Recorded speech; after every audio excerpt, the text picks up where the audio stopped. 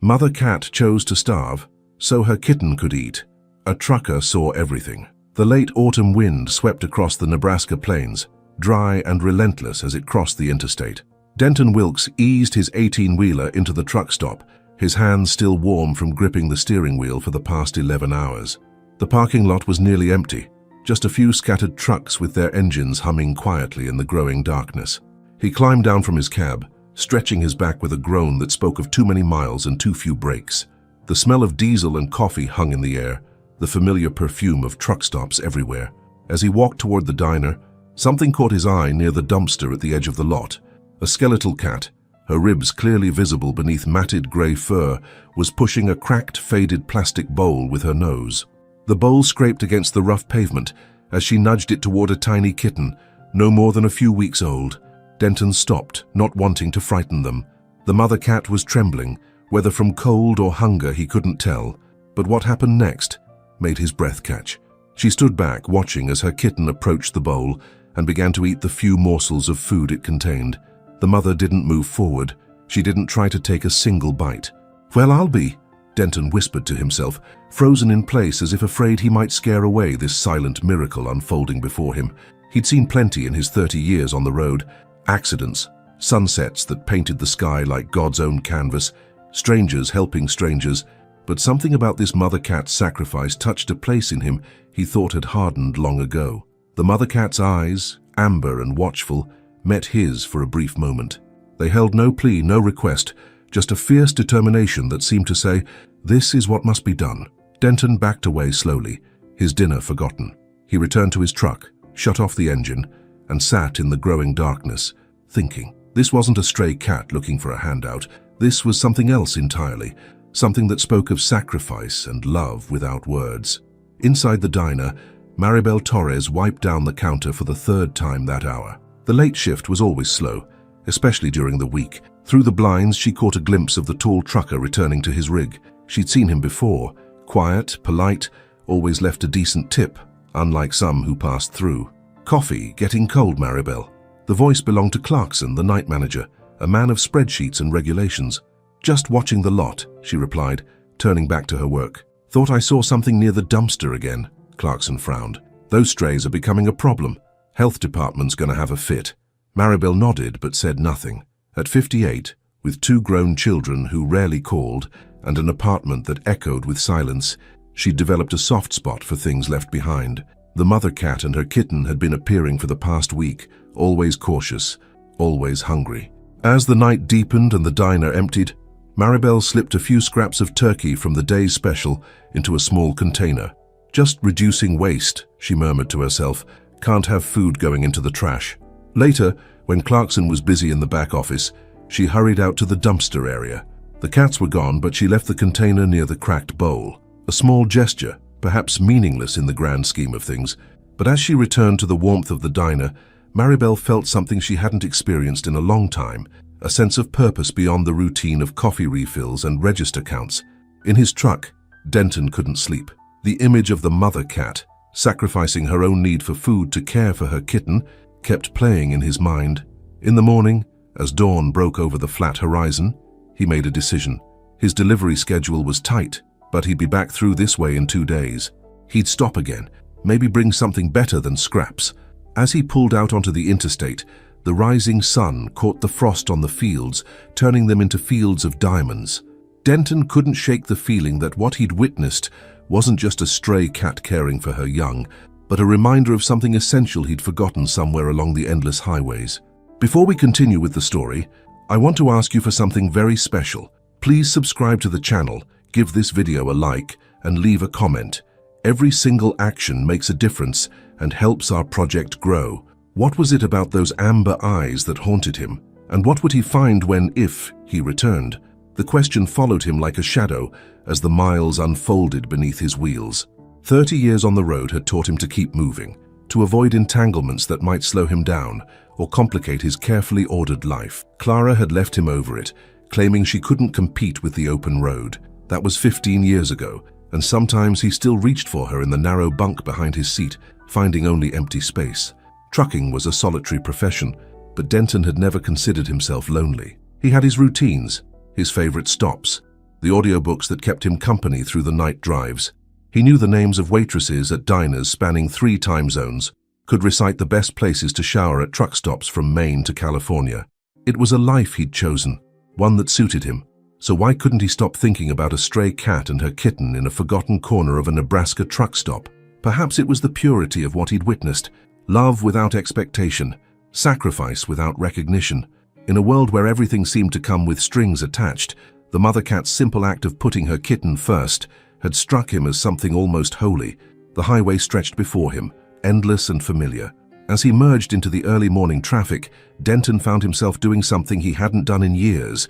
He began to pray, not with words exactly, but with a feeling that rose from somewhere deep inside him, a hope that the mother cat and her kitten would still be there when he returned, that they might accept what little help he could offer. And perhaps, though he wouldn't have admitted it even to himself, a hope that whatever part of his heart had been touched by their plight wasn't as dormant as he'd believed. 2 days later, Denton's truck rolled back into the same spot at the truck stop. Headlights dimmed, engine quieting to a whisper before he shut it off completely. This time, he'd come prepared. In the passenger seat lay a small paper bag from the diner 2 stops back, turkey slices, the good kind that cost extra. The autumn night had grown colder, a hint of the winter to come dancing in the air. Denton stepped down from his cab, his boots crunching on the gravel as he moved with deliberate slowness. No sudden movements, nothing to startle the fragile trust he hoped to build. He approached the dumpster area, scanning the shadows. For a moment, he thought they might be gone, moved on, or worse. Then he saw them. The mother cat, whom he'd begun to think of as Willow for her slender, bending resilience, and her kitten, Ashby, huddled in the remains of a cardboard box that hadn't been there before. "Evening," he said softly, his voice like distant thunder in the quiet lot. "Brought you something." Willow's eyes caught the dim light from the parking lot lamps, reflecting back with a wary intelligence. Her body tensed, poised between the instinct to flee and the desperate need for what he offered. Denton placed the turkey pieces near their makeshift shelter, then backed away to the line of shadow cast by his truck. He leaned against the warm metal, crossing his arms against the chill. The dance began slowly. Willow waited, perfectly still, her eyes never leaving Denton. Then, with a subtle nudge of her nose, she encouraged Ashby forward. The kitten, with the blessed ignorance of youth, moved toward the food with more eagerness than caution. As Ashby began to eat, Willow remained alert, her body a shield between her kitten and the world. Only when Ashby had taken his fill did she approach, sniffing the offering cautiously. She took a small piece, ate quickly, then returned to her vigilant post. 3 things about Willow guided this unfolding story: unwavering protection, instinctive distrust, and silent determination. Her conflict was clear. Approaching humans could mean warmth and food, but also risks her fragile body couldn't afford. Each night became a negotiation between fear and necessity. Inside the diner, behind the Formica counter that had witnessed 1,000 late-night confessions and early morning regrets, Maribel observed through the blinds. Strong coffee warmed her hands, and the dried-out apple pie in the display case reminded her of time's steady passage. With no family nearby, her son in Seattle, her daughter somewhere in Florida the last she heard, Maribel had begun setting aside small portions in covered containers at the end of her shift. "If everything stays clean, nobody will complain," she whispered to herself, a small rebellion against loneliness. Manager Clarkson, however, had other ideas. The next morning, he posted "Do not feed animals" signs around the property. Rules, spreadsheets, fear of mess, obstacles that made any kindness seem too complicated, too risky. Still, Maribel kept the old bowl in the same place. The familiar scent calmed Willow, and cleaned the area before dawn so no one would notice. Small resistances, quiet kindnesses that left no trace except in the watchful eyes of the cats and the trucker who kept returning. A week passed, then 2. Denton's roots brought him back every few days. Each time he'd bring something, a bit of chicken, some cat food purchased at a convenience store, once even a small toy for Ashby that the kitten batted around while Willow watched with maternal patience. Each visit established a pattern, a ritual of trust being built one morsel one moment at a time. Denton never approached too quickly, never reached out to touch. He simply provided, then waited, content to witness the small miracle of survival unfolding in this forgotten corner of the truck stop. One evening, as Denton sat on the bottom step of his cab, watching Ashby playfully attack a leaf blown by the wind. Maribel approached with cautious steps. "You're the one bringing them food," she said. It wasn't a question. Denton nodded, his weathered face creasing into a smile that rarely saw daylight. "Name's Denton. Denton Wilkes. Maribel Torres." She nodded toward the cats. "Been watching you with them. Most folks just drive through, don't notice things like this." "Most folks are in too much of a hurry," Denton replied, his voice like gravel underfoot. "Sometimes the road teaches you to see what's important." Maribel smiled, wrapping her cardigan tighter against the growing chill. "Manager's not happy about them being here. Says it's against health codes." "Managers usually find reasons not to help," Denton said without malice, just stating a fact worn smooth by experience.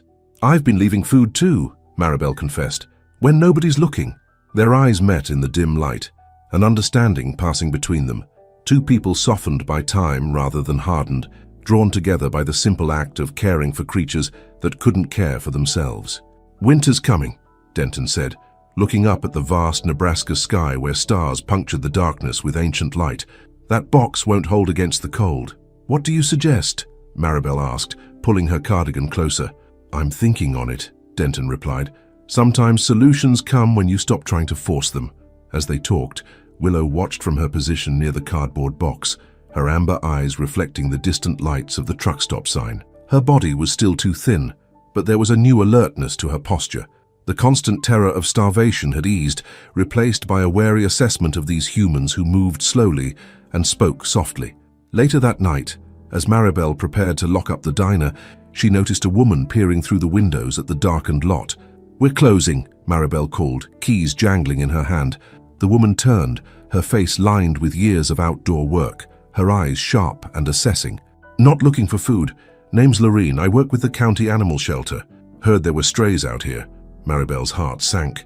"They're not bothering anyone." Lorene's weathered face softened.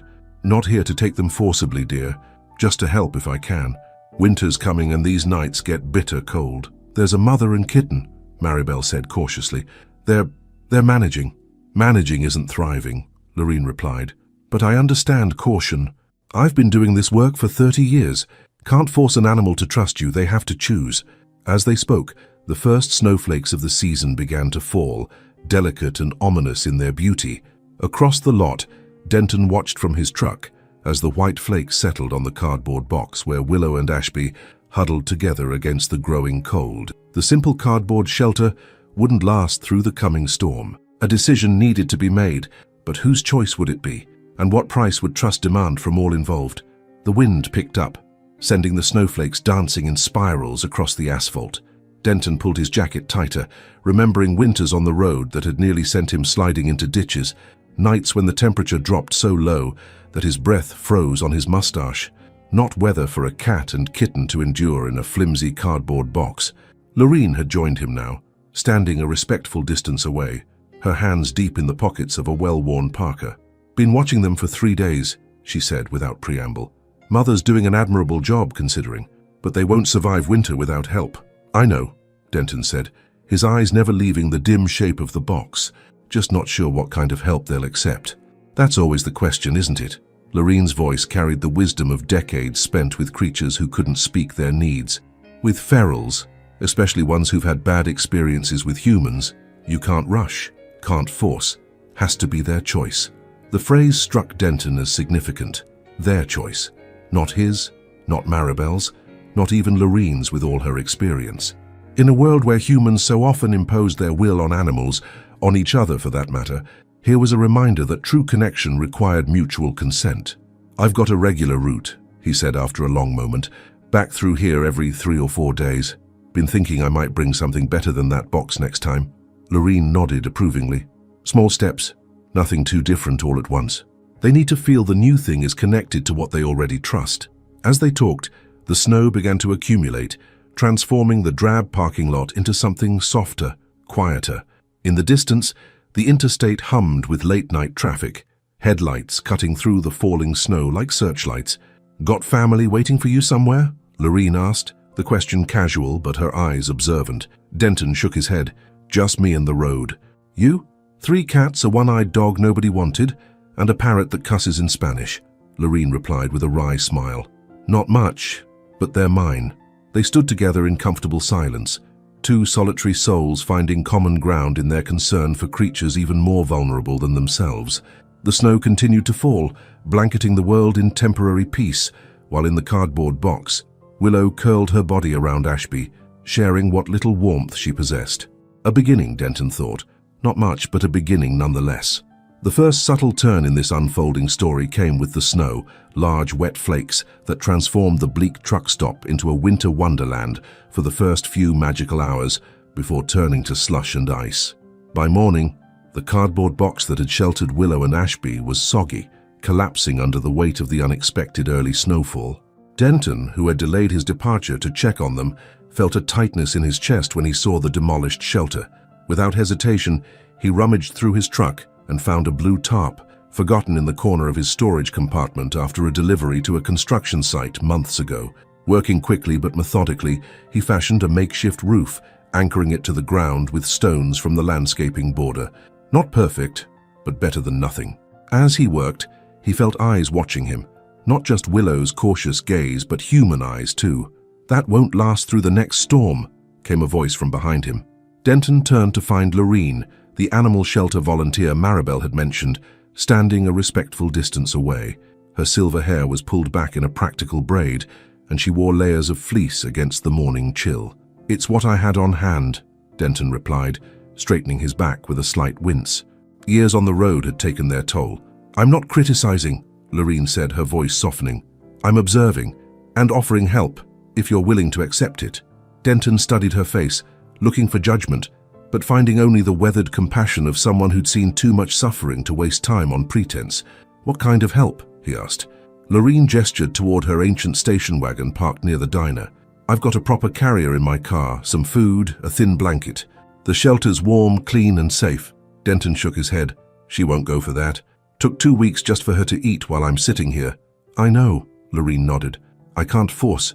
They need to choose. But we can make the choice easier by showing them there's something better waiting." Inside the diner, Clarkson was having words with Maribel about the makeshift shelter. "It looks like a homeless camp," he complained, tapping his pen against his clipboard. "Corporate will have a fit if they see this in their property photos." "It's just until the storm passes," Maribel countered, her usually soft voice finding an edge. "The kitten was coughing last night. They need some protection." "Rules are rules, Maribel. I've got 7 items on the non-compliance checklist already." Maribel took a deep breath, choosing her next words carefully. "Give me a week, just 7 days.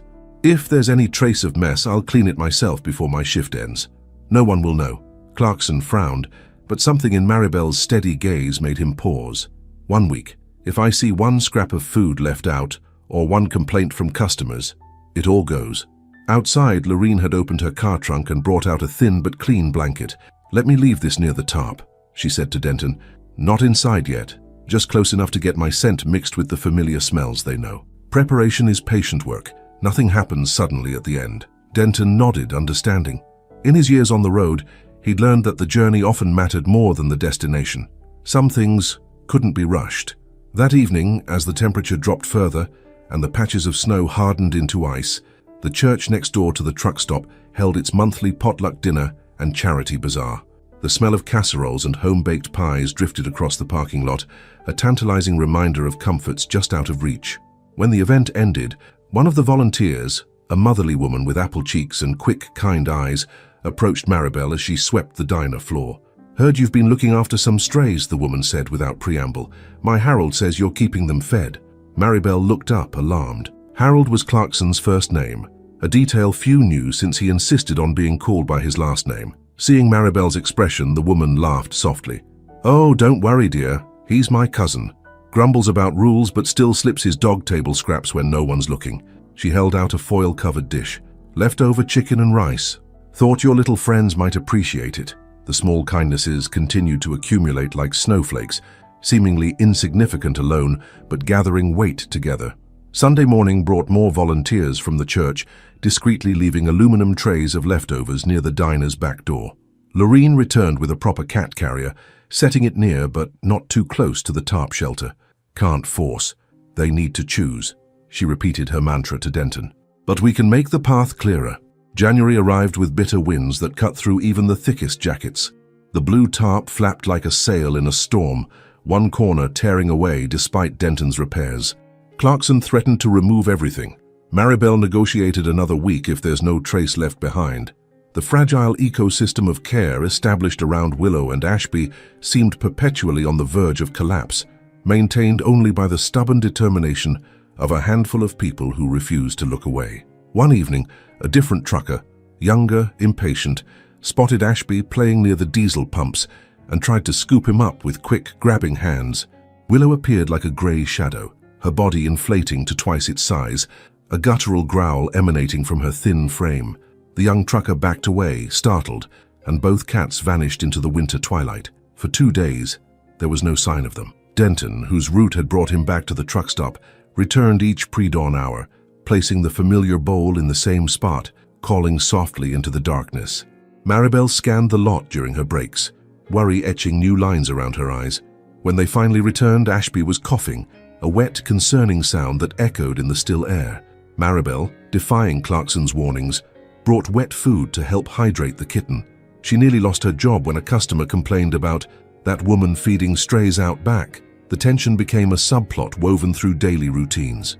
Maribel began documenting her cleaning schedule, photographing the empty lot, proving that their small mercy mission posed no health risk. Each tiny step forward came with a price attached. One night, the truck stop's generator failed during a power outage and the diner closed early. The parking lot plunged into a harsh darkness. Only the rumble of idling truck engines warmed the air. Denton sat in his cab. The door cracked open slightly to allow a ribbon of warmth to escape into the night. Through his side mirror, he caught a movement, Willow approaching the truck, her steps hesitant but deliberate. She came close enough to press her cheek against the door, then retreated. She didn't enter, but she stayed near enough to feel the heat seeping through the crack. Denton understood the new rule being established: presence without pressure, warmth without capture, repetition without surprises. He began leaving his door ajar for short periods when parked, just enough for warm air mixed with the scents of diesel and coffee to create a bridge between their worlds. Each night brought a small step forward. Each retreat was met with patience rather than pursuit. In this careful dance, trust was being built one moment at a time. February arrived with cutting winds and ice patches on the ground. The tarp flapped like a sail in a storm. Lorene returned with a new plan, setting up a small camping tent, the same one she'd spotted leaning in a corner of the church hall, and securing it with tape to withstand the gusts. Before installing it, she placed Willow's blanket inside along with the old bowl, washed but still carrying the comfortable, familiar scent. When the fabric snapped more forcefully in a sudden gust, Ashby darted inside. Willow remained at the tent opening, standing guard. It wasn't surrender, it was calculation. The kitten slept dry for the first time in weeks. As Denton watched this development from his truck, a question formed in his mind. How many small mercies were happening around him every day unnoticed? And what might change if he began to look for them, not just here in this forgotten corner of a Nebraska truck stop, but everywhere his wheels carried him. The morning after the tent was installed, Denton found himself studying his reflection in the bathroom mirror of the truck stop. The face that looked back at him was weathered by years on the road, lines etched deep around his eyes, salt and pepper beard in need of a trim, a certain guardedness in his expression that hadn't been there in his younger days. "Getting soft in your old age, Wilkes," he muttered to himself, splashing cold water on his face. But the truth was, he didn't feel soft. He felt more awake, more alert to the world around him than he had in years. When had he stopped noticing things? When had the miles become just numbers on a log, the landscapes just backdrops to be endured between points A and B? He couldn't pinpoint the exact moment, but somewhere along the endless highways, he'd retreated into himself, focused on survival rather than living. And now a half-starved cat and her kitten had somehow breached those carefully constructed walls. Outside, the morning was bitter cold, the kind that burned the lungs with each breath. Denton carried a thermos of hot coffee to his usual spot near the tent, settling onto an overturned milk crate that had become his unofficial observation post. The tent stood firm against the wind, a small victory against the elements. Maribel joined him during her break, her diner uniform covered by a puffy coat that had seen better days. "How are they?" she asked, her breath forming clouds in the frigid air. "Holding on," Denton replied. "Kitten's still coughing, but not as bad. Tent's helping." They sat in companionable silence, watching as Ashby ventured out briefly, chased a piece of wind-blown paper, then scurried back to the shelter when a particularly fierce gust swept across the lot. "You know," Maribel said finally, "I've worked here 11 years, seen thousands of people come and go. Most I couldn't pick out of a lineup 5 minutes after they leave." She paused, sipping from a paper cup of coffee she'd brought. "But I remember you. Even before all this started. Something about how you'd look around, notice things, like you were really seeing the place, not just passing through it."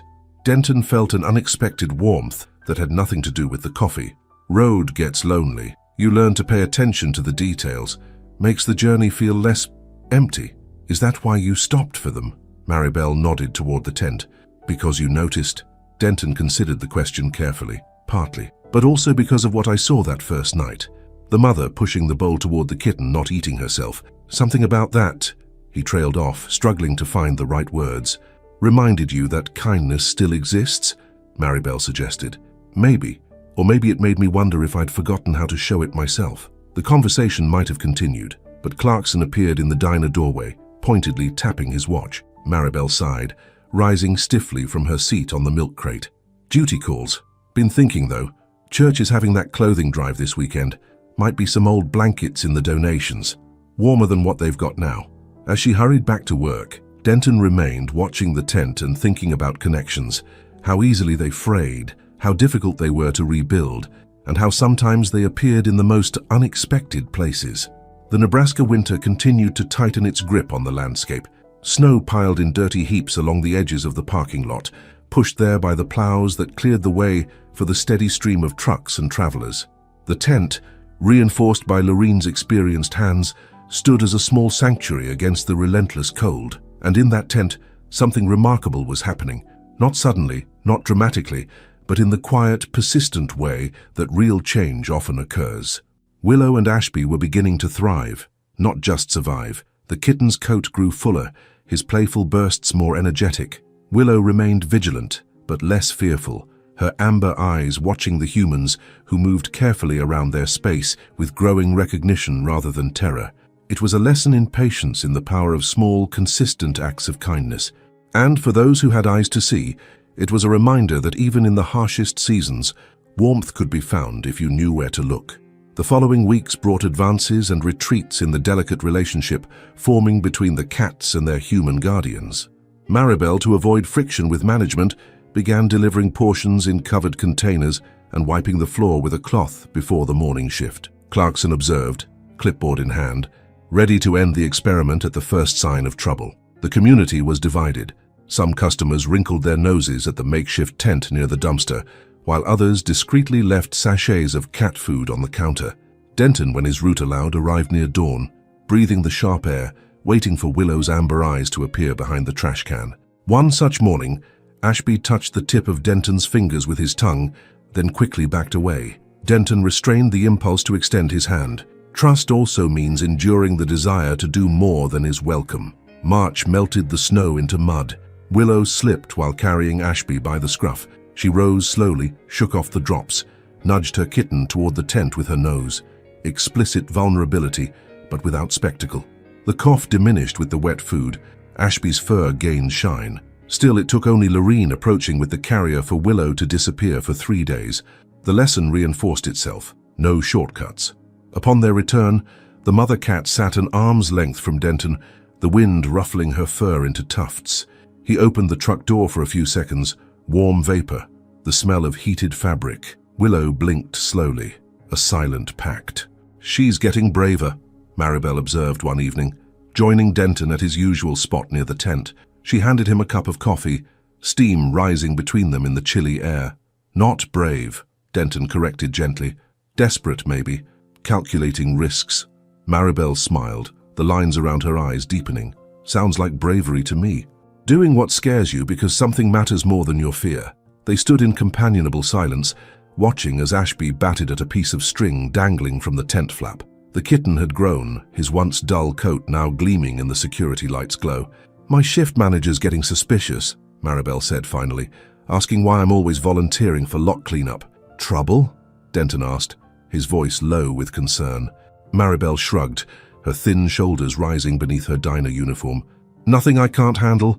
Been working here 12 years. Know which battles to pick." Inside the diner, Clarkson was updating the monthly inventory, his pen moving meticulously down columns of figures. Through the window, he could see Maribel talking with the trucker.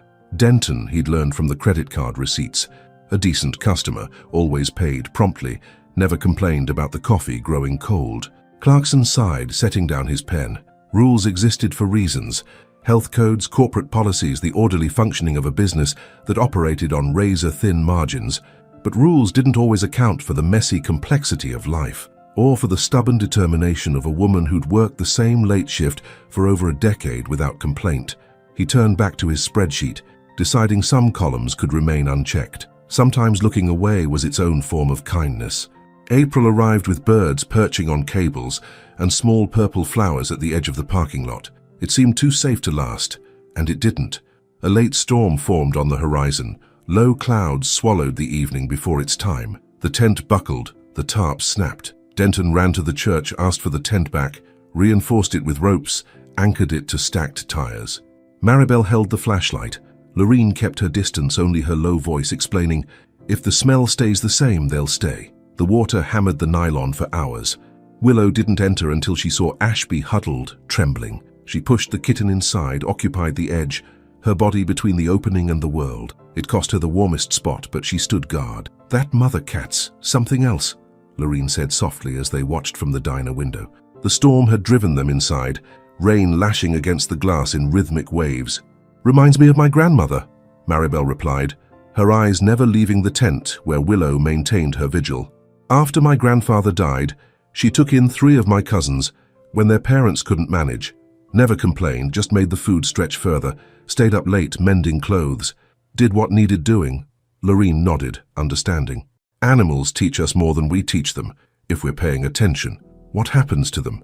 Denton asked suddenly. "If they go to the shelter, I mean." Lorene's face softened in the diner's fluorescent light. Ashby would be adopted quickly. Kittens always are. Willow? She hesitated. Adult ferals are harder.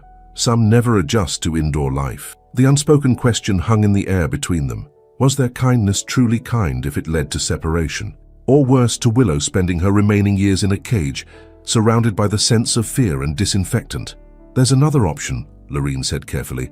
"If someone were willing to provide a stable home environment, they could stay together. It would take time, patience. Willow might never be a lapcat, but she could learn to feel safe." Denton stared into his coffee cup, the surface reflecting the diner lights like distant stars. 30 years on the road had taught him to travel light, to avoid attachments that couldn't fit in a truck cab. His apartment in Omaha was little more than a storage space, a place to collect mail and sleep between long hauls. "I wouldn't know the first thing about caring for cats," he said finally. "Nobody does at the start," Lorene replied. "We all learn by doing." The next evening, the wind shifted and brought clear air. Ashby, curious, emerged from the tent and stopped in front of the truck step. He meowed. Denton remained motionless, his heart accelerated like an engine on an uphill climb. Willow assessed the distance, the escape route, the sound of the lot.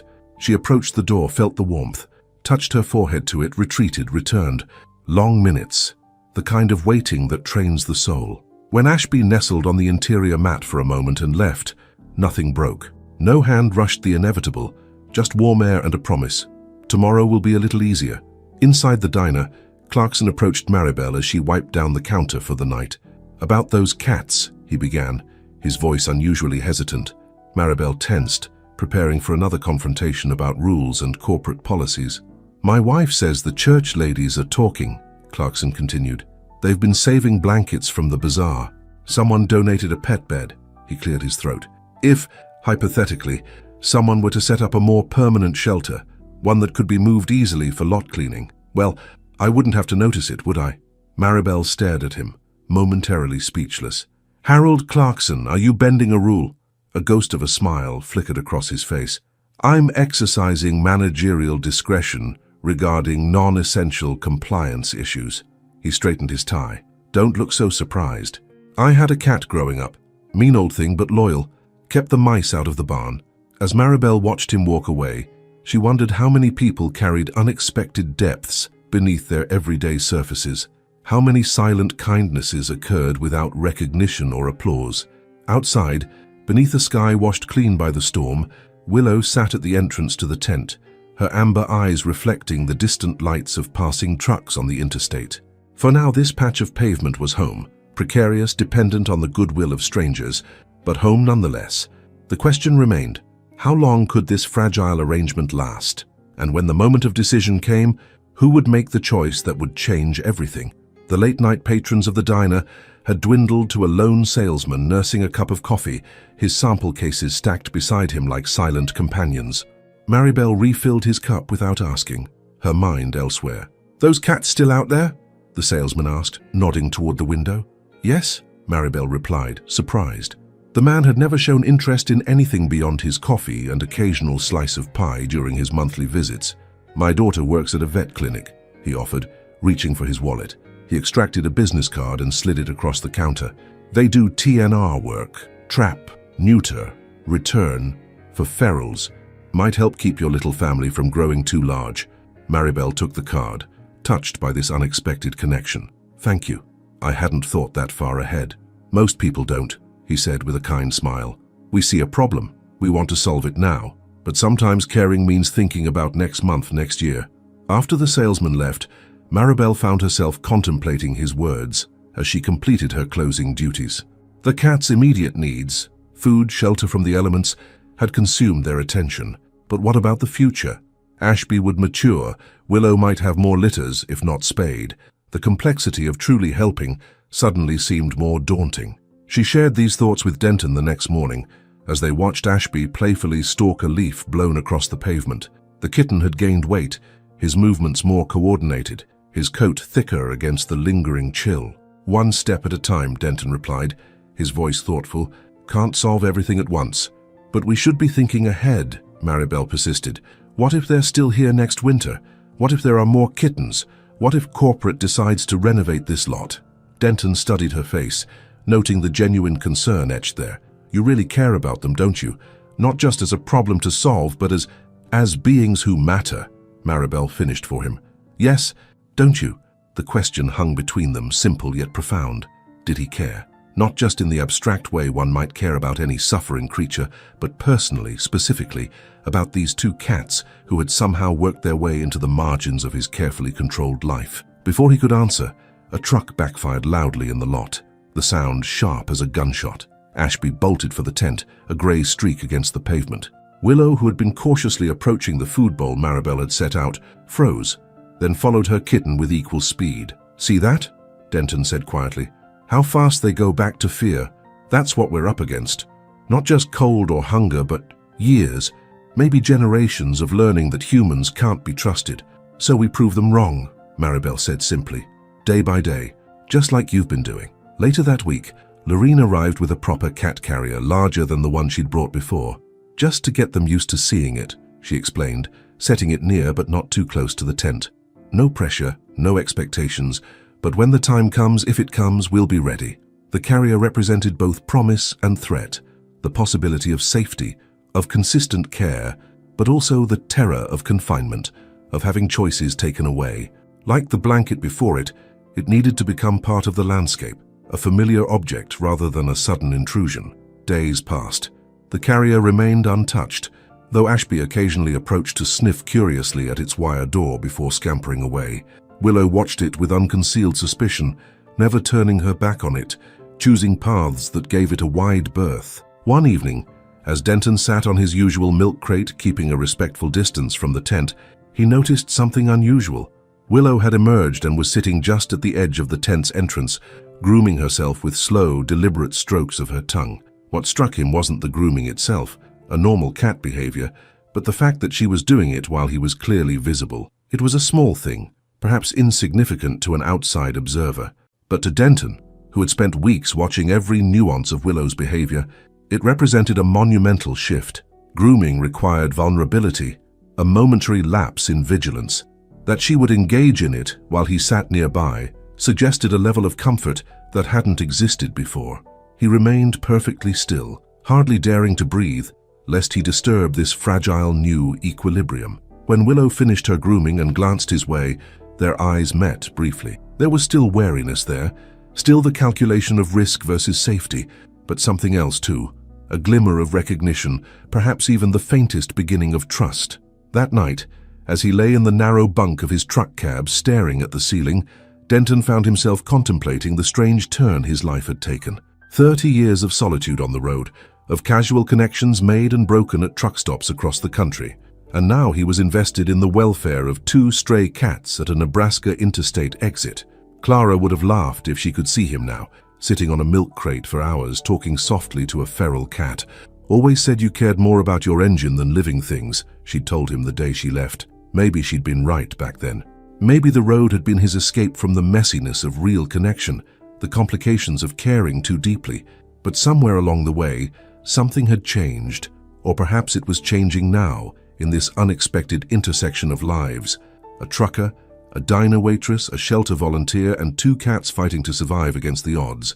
As sleep finally claimed him, Denton wondered if perhaps he'd been on a journey all along that had nothing to do with the miles logged in his truck.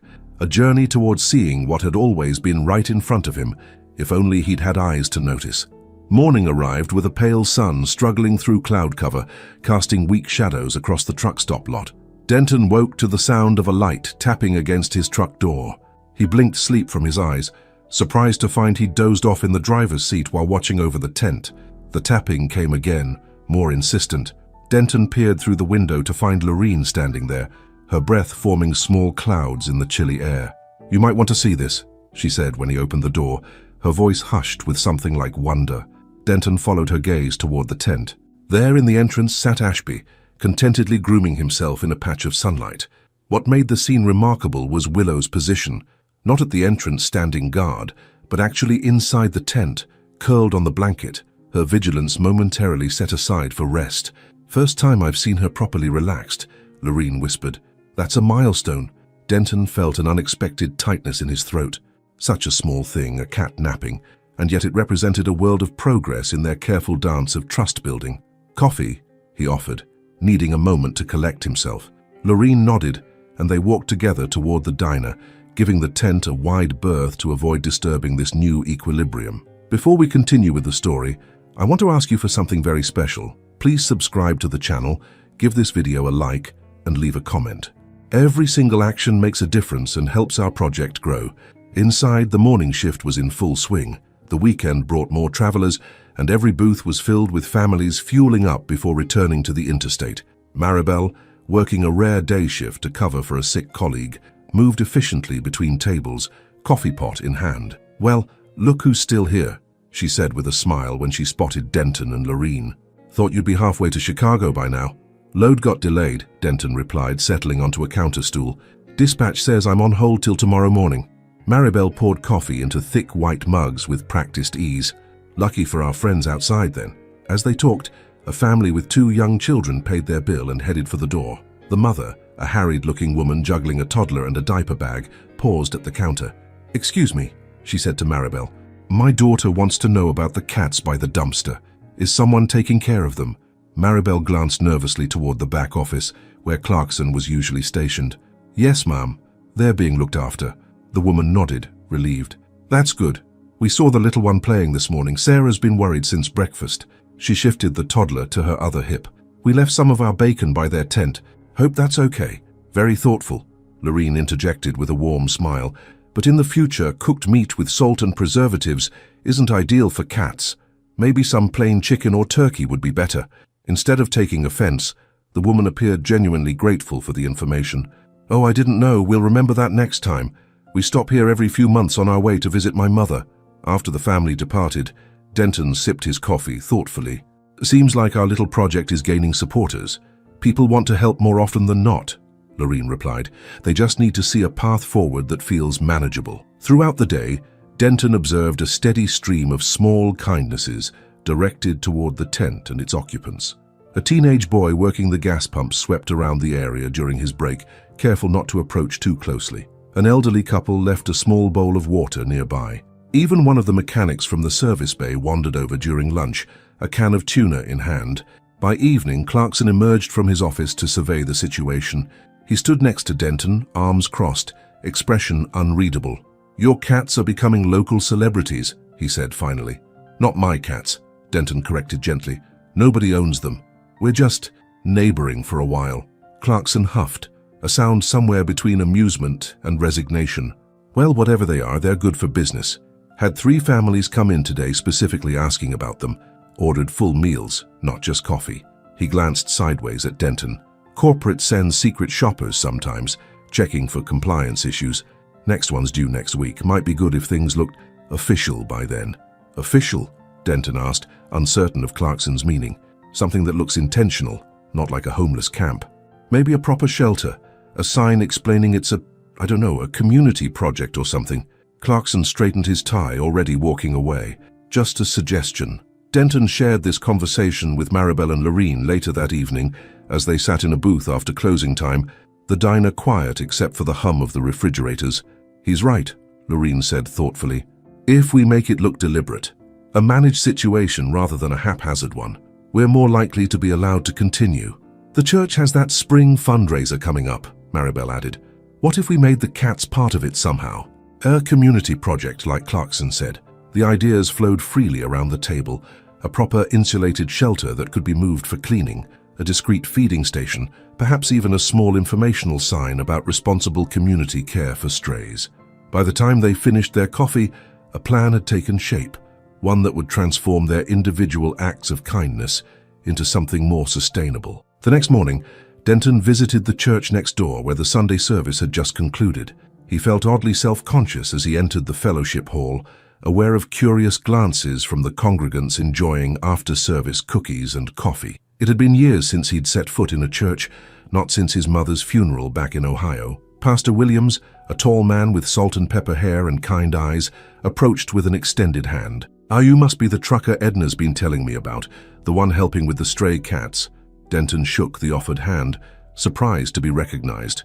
"Word travels fast." The pastor laughed, the sound warm and genuine. "Small communities, even temporary ones like our truck stop neighbors, we notice things. Coffee, over styrofoam cups of church coffee, notoriously terrible but offered with genuine hospitality." Denton explained the situation and their nascent plan. The pastor listened attentively, nodding occasionally, his expression thoughtful. "So what you're saying," he summarized when Denton finished, "is that you need to make this look less like a random act of kindness and more like an organized community initiative." "That's about the size of it," Denton agreed. Pastor Williams smiled broadly. "As it happens, our youth group has been looking for a spring service project. This might be perfect. Practical, local, and teaching compassion for God's creatures. Let me talk to the youth leader, see what we can arrange." By the time Denton left the church, the plan had expanded beyond anything he'd imagined. The youth group would design and build a proper cat shelter as part of their spring project. The women's quilting circle offered to sew washable bedding. A retired carpenter in the congregation volunteered to construct a feeding station that would keep the food dry and contained.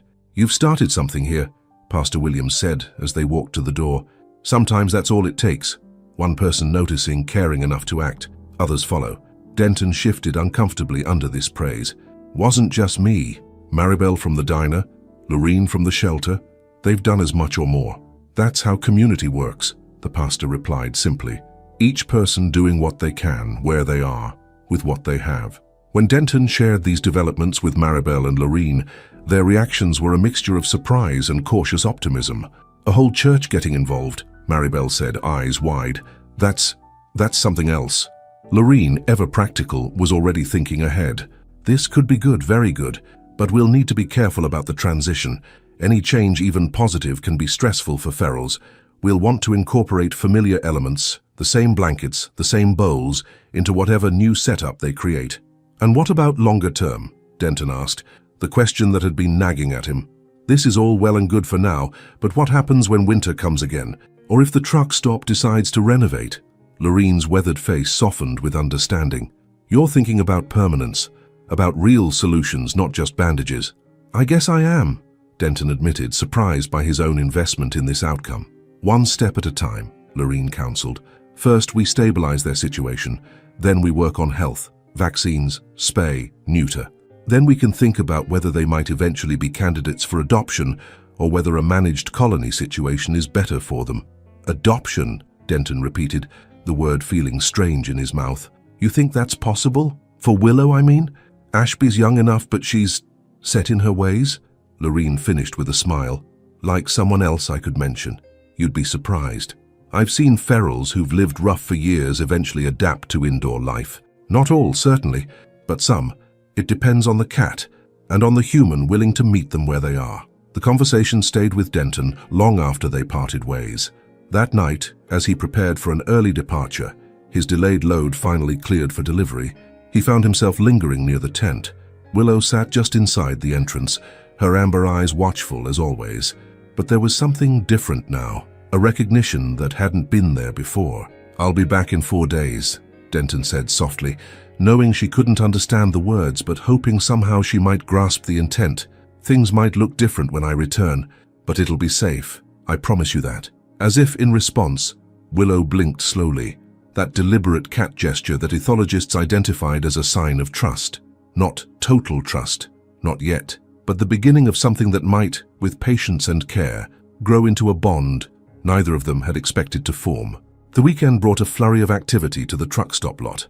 The church youth group arrived Saturday morning, a dozen teenagers supervised by adult volunteers carrying lumber, tools, and boundless energy. They set up a work area at a respectful distance from the tent, conscious of the need to minimize stress for the cats. Pastor Williams had done his research, consulting with Lorene about the best design for a feral cat shelter, insulated, with 2 entrances for escape routes, raised slightly off the ground to prevent flooding, and sized appropriately for a mother and growing kitten. The teenagers worked with surprising focus, measuring twice and cutting once as their supervisor instructed. Some painted signboards explaining the community project, while others assembled the feeding station, with its clever hinged lid that humans could open but raccoons could not. Maribel, on her day off, brought homemade cookies for the workers. Clarkson, to everyone's surprise, appeared with a corporate credit card, purchasing supplies for the project from the hardware store in town. "Community relations," he explained gruffly when questioned. "Tax deductible." By Sunday afternoon, the transformation was complete. What had been a makeshift tent held down with rocks was now a proper shelter, professionally constructed and painted to match the truck stop's color scheme. A small, tasteful sign explained, "Community Cat Care Project, a partnership between Grace Lutheran Church, Heartland Truck Stop, and Mid-State Animal Rescue. Please respect these cats' space and do not attempt to touch or feed them without authorization." As Lorene had insisted, they transferred the familiar blankets and bowls to the new shelter, creating a bridge between old and new. They placed the structure near but not exactly where the tent had been, allowing the cats to approach at their own pace. The moment of truth came as evening fell. The volunteers had departed. The parking lot returned to its normal rhythm of arriving and departing vehicles. Maribel, Lorene, and Clarkson watched from the diner window as Willow emerged cautiously from the tent where she and Ashby had retreated during the day's commotion. She approached the new shelter with exaggerated caution, every muscle tense, ready to flee at the slightest provocation. She circled it once, twice, sniffing every corner. Then, in a moment that brought an unexpected lump to Clarkson's throat, she slipped inside through one of the entrances. "She's checking if it's safe for Ashby," Maribel whispered, unwilling to break the spell of the moment. Moments later, Willow re-emerged and returned to the tent. After a brief exchange that only the cats understood, Ashby followed her back to the new shelter, his youthful curiosity overcoming caution. "Well, I'll be damned," Clarkson said softly. "They're actually using it." "Small victories," Lorene replied with a satisfied nod. "That's how change happens. Not all at once, but in moments like these." When Denton returned 4 days later, he found not just a new shelter, but a community transformed. Regular customers asked for updates on the truck stop cats. Children pressed their faces against car windows to catch a glimpse of Ashby playing in his protected area. The local newspaper had run a small feature on the Community Cat Care Project, highlighting the partnership between businesses, church, and rescue organizations. "Quite a change from when I left," he remarked to Maribel as she poured his usual coffee. "You should see the donation jar," she replied with a grin, nodding toward the counter where a mason jar labeled "For Willow and Ashby's Care" sat nearly full of bills and change. "Lorene's going to use it for their vet care when the time comes." "And when will that be?" Denton asked, the question that had been on his mind throughout his long haul to Denver and back. Maribel's expression grew more serious. "Lorene thinks soon. Maybe next week. Ashby's comfortable enough with the carrier now. Been going in for treats." Willow's still wary, but getting braver. The plan is to take them both in one trip, get them checked, vaccinated, fixed. Then, she hesitated. Then what? Denton prompted. Then decisions need to be made, Maribel said simply, about their future. Lorene says Ashby could be adopted easily. Willow is more complicated. The unspoken question hung between them. What did Denton want to happen? And was he ready to acknowledge the answer that had been forming in his heart over these weeks of patient waiting and careful trust-building? For now, he simply nodded, turning to watch through the window as Ashby batted playfully at a dangling toy someone had attached to the shelter entrance. Some questions didn't need immediate answers. Some journeys unfolded one small victory at a time. When Denton returned 4 days later, he found not just a new shelter but a community transformed. Regular customers asked for updates on the truck stop cats. Children pressed their faces against car windows to catch a glimpse of Ashby playing in his protected area. The local newspaper had run a small feature on the Community Cat Care Project, highlighting the partnership between businesses, church and rescue organizations. Quite a change from when I left, he remarked to Maribel as she poured his usual coffee. You should see the donation jar, she replied with a grin, nodding toward the counter where a mason jar labeled for Willow and Ashby's care sat nearly full of bills and change. Lorene's going to use it for their vet care when the time comes. And when will that be? Denton asked, the question that had been on his mind throughout his long haul to Denver and back. Maribel's expression grew more serious. Lorene thinks soon, maybe next week. Ashby's comfortable enough with the carrier now, been going in for treats. Willow's still wary but getting braver. The plan is to take them both in one trip, get them checked, vaccinated, fixed. Then, she hesitated. Then what? Denton prompted. Then decisions need to be made, Maribel said simply, about their future. Lorene says Ashby could be adopted easily. Willow is more complicated. The unspoken question hung between them. What did Denton want to happen? And was he ready to acknowledge the answer that had been forming in his heart over these weeks of patient waiting and careful trust-building? For now, he simply nodded, turning to watch through the window as Ashby batted playfully at a dangling toy someone had attached to the shelter entrance. Some questions didn't need immediate answers. Some journeys unfolded one small victory at a time. That evening, as the spring sunset painted the sky in ribbons of pink and gold, Denton sat on his usual milk crate near the shelter. The parking lot was relatively quiet, a Tuesday lull between the weekend rushes. Ashby emerged from the shelter, stretching luxuriously before approaching Denton with more confidence than ever before. Well, look at you, Denton murmured, as the kitten came within a foot of his boots. Getting downright sociable, aren't you? Ashby blinked up at him. Then, in a move that caught Denton completely off guard, rubbed quickly against his pant leg before darting back to the safety of the shelter. The touch was brief, fleeting, but unmistakable, a gesture of acceptance that seemed monumental after weeks of cautious distance. From the shelter entrance, Willow watched this interaction with alert amber eyes. She didn't hiss or call Ashby back, just observed with that careful calculation that had kept them both alive through hardship. Progress, came Lorene's voice from behind him. She approached slowly, careful not to startle either cat. Real progress. He touched me, Denton said, still slightly stunned by the development. Just for a second, but still. Lorene nodded, settling onto an overturned bucket she'd brought with her. Kittens socialize more easily. If they have positive experiences with humans before about 12 weeks, they usually adjust well to domestic life. Ashby's young enough, maybe 4 months now. We got to him in time. And Willow? Denton asked, his eyes moving to the watchful mother cat. Lorene sighed. Harder to say. She's showing good signs, tolerating our presence, not running when we move, accepting the new shelter. But she's had more time to learn that humans can be dangerous. Her trust will come more slowly, if at all. They sat in companionable silence, watching as Ashby ventured out again, this time to investigate a leaf skittering across the pavement. I wanted to talk to you about next week, Lorene said finally. I've arranged with the vet to bring them in next Wednesday. They'll need to fast overnight, so no feeding Tuesday evening. The plan is to get them both checked out, vaccinated and spayed or neutered as needed. Will they come back here afterward? Denton asked, the question that had been weighing on him. That depends, Lorene replied carefully. On several things. Their health, for one. Ashby sounds better, but there could be underlying issues we can't see. And then there's the longer-term question of placement. Placement, Denton repeated, the word feeling strangely formal for the relationship that had developed over these weeks. Ashby would be adopted quickly, Lorene continued. Kittens always are, especially friendly ones. For Willow, she hesitated, choosing her words with care. Adult ferals have fewer options. Some adapt to indoor life with patience, especially if they've had positive human contact before. Others never do. The shelter's always full, and long-term cage life isn't kind to cats who've known freedom. The implication hung in the air between them. Without an adopter willing to take on the challenge of a semi-feral adult cat, Willow's options were limited. Return to outdoor life here at the truck stop, or face an uncertain future in the shelter system. I've been thinking, Denton said slowly, the words emerging before he'd fully processed the thought. My apartment in Omaha, it's not much, but it has a spare room. Empty except for some storage. Might make a good transition space for a cat that needs time to adjust.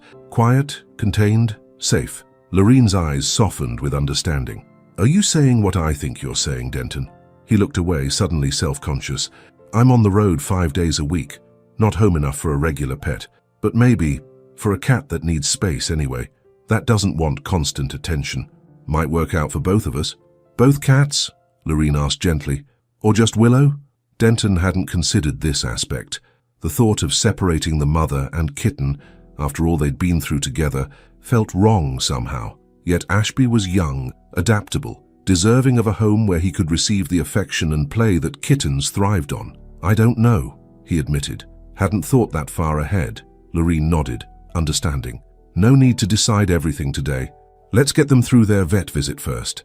See what we're dealing with health-wise. Then we can talk options. As she rose to leave, she placed a hand briefly on Denton's shoulder, a gesture of support that spoke volumes. Whatever you decide, know that you've already done more for these cats than most would have. Sometimes just bearing witness to suffering and doing what you can where you are, that's enough. But as Denton watched Willow emerge cautiously from the shelter to check on her playing kitten, he wondered if it was enough for him. Somewhere along the way, these cats had become more than just a roadside problem to solve. They had become in some indefinable way a part of his life's journey, one he wasn't certain he was ready to see end. The morning of the scheduled vet visit dawned clear and mild, spring firmly established across the Nebraska landscape. Denton had arranged his driving schedule specifically to be present, arriving at the truck stop the evening before and sleeping in his cab overnight. According to plan, no food had been left out for Willow and Ashby the previous evening, a precaution for potential anesthesia. Denton felt a twinge of guilt when Ashby approached the empty feeding station, looking up at him with confused eyes. Just for today, little one, he murmured apologetically. For your own good. Lorene arrived precisely at 7, her ancient station wagon loaded with equipment, a humane trap as backup, thick gloves to prevent scratches, towels to cover the carriers, and a determination born of long experience. Let's try the easy way first, she said, setting down the familiar carrier that had been placed near the shelter for weeks, allowing the cats to grow accustomed to its presence. Inside, she placed some especially tempting treats, pieces of roasted chicken she'd brought specifically for this purpose. They retreated to a respectful distance, waiting. Ashby, hungry after the overnight fast, approached the carrier cautiously, sniffing at the entrance. The scent of chicken proved too tempting for his young appetite. He ventured inside, focused entirely on the food. With a practiced movement, Lorene closed the carrier door, securing it before Ashby realized what had happened. His startled meow tugged at Denton's heart, but he knew this momentary stress was necessary for the kitten's long-term welfare. Willow, however, was another matter entirely. She'd watched Ashby's capture from the shelter entrance, her body tense with alarm. Now she retreated deeper inside, a shadow disappearing into darkness. She won't be fooled by the same trick, Lorene said, placing a towel over Ashby's carrier to help calm him. We'll need to use the trap. The humane trap was set with more chicken, placed carefully at the shelter entrance. Then came the hardest part, waiting. Denton and Lorene retreated to the diner, watching through the window as Willow emerged cautiously, circling the trap with obvious suspicion. She's too smart, Maribel said, joining them during her break. Knows something's up. Lorene nodded, her expression concerned. We may have to reschedule if she doesn't go in soon. The vet can only hold our spot until 10. The minutes ticked by, tension building. Ashby in his covered carrier in Lorene's car had quieted, but Willow remained stubbornly outside the trap, unwilling to risk capture despite her hunger. At 9:30, Just as they were beginning to discuss alternative plans, something unexpected happened. Willow approached the shelter entrance, where the trap sat baited and waiting. But instead of circling warily as before, she simply sat down, her amber eyes gazing steadily toward the diner window, where she somehow seemed to know they were watching. "What's she doing?"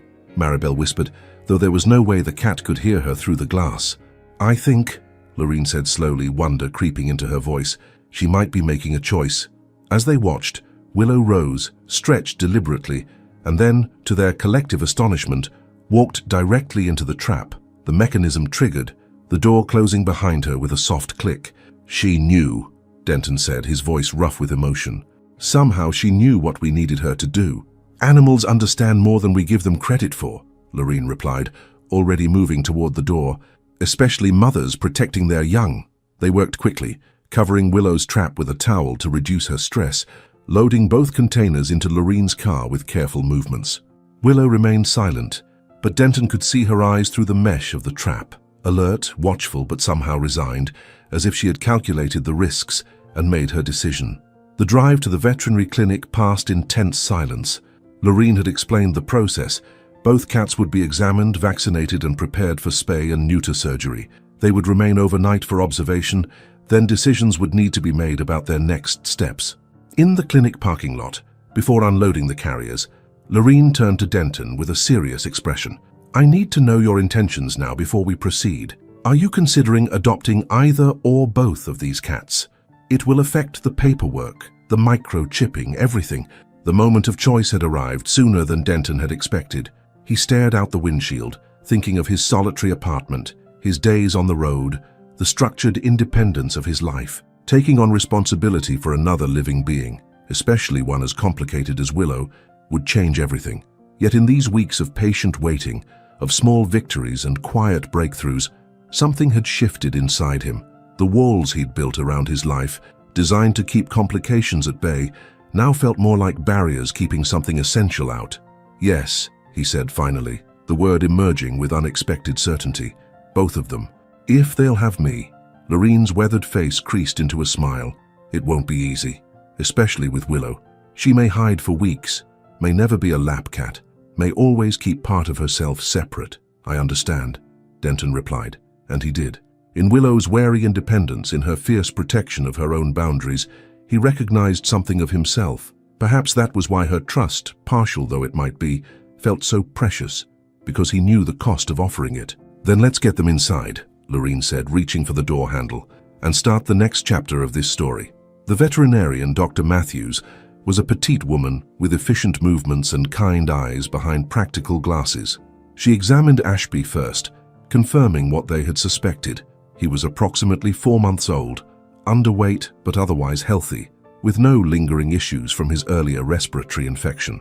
Willow proved more challenging to examine, requiring gentle sedation to allow a thorough check. "She's young herself," Dr. Matthews reported, "probably not much more than a year old, likely had her kitten when she was barely out of kittenhood herself." The examination revealed mild malnutrition and some dental issues that would need addressing, but no serious health concerns. "Both will be fine for their surgeries," the vet concluded. "We'll keep them overnight for observation, and they should be ready for pickup tomorrow afternoon. The kitten will bounce back quickly. Mom might need an extra day of quiet." As they prepared to leave, Dr. Matthews handed Denton a stack of information sheets. "For first-time cat owners," she explained with an encouraging smile. "Though something tells me you've been doing your research already." In the car, Lorene outlined the next steps: purchasing supplies, preparing the apartment, arranging for the transition. "The spare room is perfect for starting out," she said. "Let them adjust in a limited space before giving them access to the whole apartment, and expect Willow to hide at first. It's normal, not a rejection." Denton listened carefully, the reality of his decision beginning to sink in. By this time tomorrow, he would be responsible for 2 lives besides his own. The thought was terrifying and somehow right, all at once. "I've got a 3-day run starting Friday," he said, mentally reviewing his schedule. "Home tomorrow, 2 nights with them, then back on the road. Is that enough time for them to settle?" "It's not ideal," Lorene admitted, "but cats are adaptable. We'll set up automatic feeders, plenty of water, multiple litter boxes. They'll manage. And perhaps," she hesitated, "perhaps what?" Denton prompted. "Perhaps Maribel might be willing to check in on them while you're gone. She's grown attached too, you know." The suggestion made perfect sense. Maribel lived alone, her children distant, not just in miles but in contact. Her attachment to the cats had been evident from the beginning. Sharing their care might benefit everyone involved. When they returned to the truck stop, Maribel was waiting anxiously for news. Her face lit up when they explained the situation and the proposed arrangement. "Of course I'll help," she said without hesitation. "I'm off weekends anyway. Could stop by, make sure everything's okay." Her eyes shone with something that looked suspiciously like tears. "Never thought I'd see them have a real home. Especially not with someone who'd understand them like you do, Denton." That evening, as he sat in his truck cab preparing for sleep, Denton found himself contemplating the strange turns life could take. 6 months ago, he'd been content with his solitary existence, finding comfort in routine and distance. Now he was about to become a cat owner, not just any cats, but a semi-feral mother and her kitten, creatures who had somehow worked their way past his careful defenses. Clara's words from the day she left echoed in his memory. "You've got a good heart, Denton Wilkes. Shame you keep it locked up so tight nobody can reach it." Maybe she'd been right. Maybe it had taken a hungry cat pushing a bowl toward her kitten to remind him what his heart was for. As he drifted toward sleep, Denton found himself wondering which of them had really rescued the other. Denton's apartment in Omaha was a study in functional minimalism, a place he occupied rather than inhabited. The living room contained a well-worn recliner, a television rarely watched, and bookshelves filled with road atlases and paperback westerns. The kitchen was equipped with the basics and little more. The spare bedroom had become a storage space for off-season clothes and boxes he'd never fully unpacked after his divorce 15 years earlier. Now, as he cleared this room to prepare for its new occupants, Denton felt like an archaeologist, excavating his own past. Here was the box of wedding photos Clara had insisted he take. "You might want these someday." There were fishing rods from weekend trips long abandoned, tucked in a corner, a guitar he'd once played with modest skill and genuine pleasure. "Been a while since you've seen daylight," he murmured, running his fingers over the dusty instrument before setting it aside. There would be time for such rediscoveries later. Now he needed to focus on creating a safe space for Willow and Ashby. Following Lorene's detailed instructions, he set up the room with all the essentials: 2 litter boxes positioned at opposite ends, food and water stations, a tall cat tree placed near the window for climbing and observation, and various hiding spots created from cardboard boxes with entry holes and soft bedding inside. The familiar blanket from the shelter, now washed but still carrying their scent, was draped over a small cat bed. Maribel arrived just as he finished, carrying a shopping bag of her own contributions, a few small toys for Ashby, a package of catnip mice, and homemade curtains for the room's single window. "Thought they might like to look outside without feeling exposed," she explained, setting to work, hanging the simple cotton panels. "My grandmother always said cats need something to watch besides humans." Denton watched her efficient movements with gratitude. In the months since they'd first noticed Willow and Ashby at the truck stop, Maribel had become more than just an ally in their care. She'd become a friend, filling a space in his life he hadn't realized was empty. "Nervous?" she asked, catching his thoughtful expression. "Terrified," he admitted with a small laugh. "What if they hate it here? What if I'm not home enough? What if Willow never adjusts?" Maribel straightened the curtain with a final tug, then turned to face him. "Then we'll figure it out. Together.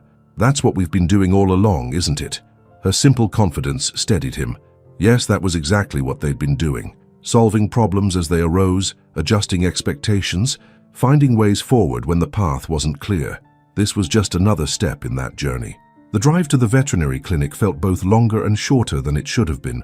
Lorene met them there, her station wagon loaded with additional supplies she'd gathered from the shelter's donation room, an automatic feeder for Denton's longer routes, a second cat tree for the living room when they're ready, and a selection of wet and dry foods to determine their preferences. Dr. Matthews greeted them with good news. Both surgeries went perfectly. The kitten's already back to his energetic self. Mom's a bit more subdued, but that's to be expected. Ashby, indeed, looked remarkably unaffected by his ordeal, meowing loudly from his carrier when he recognized their voices. Willow was quieter, her eyes alert but her body language guarded, as they transferred her to the larger carrier Lorene had brought for the trip home. "Remember, Doctor," Matthews cautioned as they prepared to leave. "The first few days in a new environment are stressful for any cat, let alone ones with their history. Expect hiding, possibly some regression in behavior. Give them time, space, and consistency. The journey to the apartment passed in tense silence, broken only by Ashby's occasional curious meows and the soft classical music Denton had tuned the radio to on Lorene's suggestion, something calming for the transition. At the apartment, they moved with careful deliberation, bringing in supplies first, then the carriers. Once inside the prepared room, they placed both carriers on the floor, opened the doors and retreated to the hallway, pulling the door nearly closed, but leaving a small gap for observation. Ashby emerged first, naturally curious despite the strange surroundings. He ventured out cautiously, sniffing the nearest objects, then retreating to the carrier before venturing out again, each expedition taking him a little farther into his new territory. Willow remained inside her carrier, watching, just watching, her amber eyes taking in every detail of the room, assessing threats, calculating risks. Denton knew better than to expect her to emerge while they were observing. This would be a process measured in hours or days, not minutes. "We should leave them be," Lorene advised softly. "Check back in a couple of hours. They need time to explore without feeling watched." In the living room, they discussed final arrangements. Maribel would stop by Friday evening after Denton departed for his 3-day haul, then again on Saturday and Sunday. Lorene would be available by phone for any concerns. Dr. Matthews had provided detailed instructions for post-operative care, though both cats' surgeries had been routine. "What you're doing," Lorene said as she prepared to leave, "taking on not just one but 2 cats, including a semi-feral. It's extraordinary. Most people wouldn't consider it." Denton shrugged, uncomfortable with praise. "They needed a place, I had room." "It's more than that," Lorene insisted.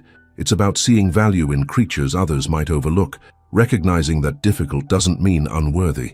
Her eyes, wise with years of working with society's discarded animals, held his. "Some souls take more patience to reach. Doesn't make the connection any less meaningful when it happens." After Lorene and Maribel departed, Denton moved quietly around his apartment, suddenly seeing the space through new eyes, cat eyes perhaps. The bachelor austerity that had suited him for years now seemed stark, almost barren. The silence, once comforting after days of highway noise, felt emptier somehow. He checked on the cats periodically, careful not to intrude. Ashby had graduated from cautious exploration to playful investigation, batting at the toys Maribel had brought, climbing experimentally on the cat tree. Willow had finally emerged from the carrier, but remained in a defensive position beneath the bed, her eyes reflecting the light when he peered carefully into the darkened room. That night, Denton slept on the couch rather than his bedroom, wanting to be closer to the cat's room in case of problems. He left his door ajar, a nightlight illuminating the hallway dimly, another of Lorene's suggestions for helping the cats navigate their new space. Sometime in the deepest part of night, he woke to a soft sound. Opening his eyes, he found Ashby sitting on the coffee table, studying him with unabashed feline curiosity. "Well, hello there," Denton whispered, careful not to make sudden movements. "Jailbreak already?" The kitten, apparently satisfied with his inspection of this strange human in his territory, proceeded to groom one paw with elaborate unconcern, as if to say, "I've decided to permit your presence for now." "Quite the adventurer, aren't you?" Denton continued, slowly sitting up. "Your mama know you're out exploring?" At the mention of Willow, Ashby's ears perked up. He abandoned his grooming, leapt gracefully from the table, and trotted back toward the bedroom door, pausing once to ensure Denton was observing his magnificent departure. Denton followed at a respectful distance, peering into the room. In the dim glow of the nightlight, he could make out Willow's form, still under the bed but now closer to the edge, her eyes reflecting pinpoints of light as she watched for her kitten's return.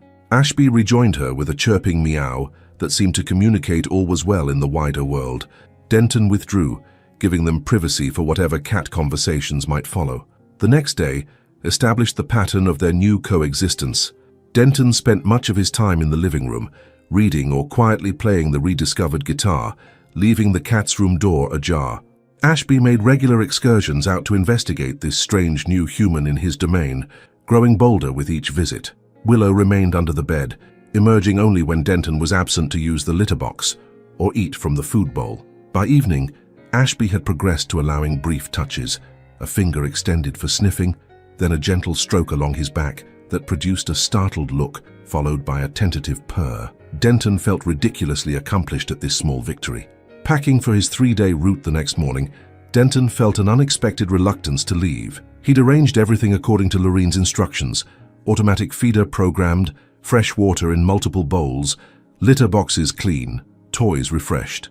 Maribel had a key and would check in regularly. The cats would be fine. Still, as he knelt at the doorway of their room for a final check, he found himself apologizing. "Gotta work," he explained softly to Ashby, who had ventured to the threshold. "Keep an eye on your mama for me. I'll be back before you know it." From beneath the bed, Willow's eyes gleamed, watchful as always. Denton nodded in her direction, a gesture of respect between two beings accustomed to maintaining their distance. "Take your time," he told her. "No rush. This place is yours now, too."